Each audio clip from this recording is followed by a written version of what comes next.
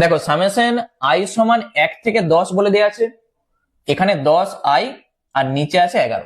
এইটার মান আমরা কি করে বার করব? খুব সহজ একটি অঙ্ক, দেখে নাও। এই ধরনের অঙ্ক থাকলে তোমরা কি করবে?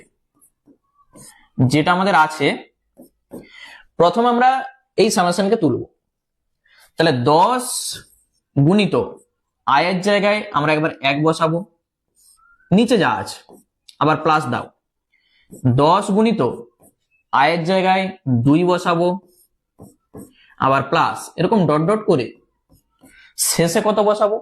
দেখো এই যে 10 আছে, i সমান 1 থেকে 10, তাহলে 1 2 এরকম করে করে শেষে যেটা হবে 10 হবে।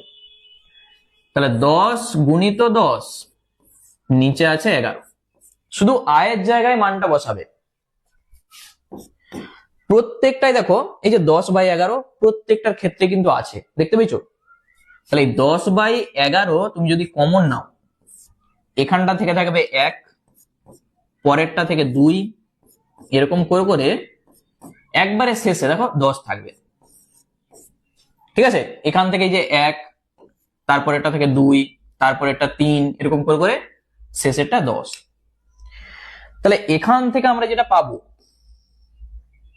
এইটা যা আছে থাক, 10/11 গুণিত 1 থেকে 10 তুমি যদি বসে বসে যোগ করো অনেক কিন্তু টাইম নষ্ট হয়ে যাবে। তাহলে আমি সূত্রটা একবার বলে দিই, 1 + 2 + 3 এরকম প্লাস ডট ডট করে n পর্যন্ত যদি থাকে, তার সূত্র হয় n × n + 1/2। ঠিক আছে, এখানে দেখো n এর জায়গায় কত আছে? 10 আছে।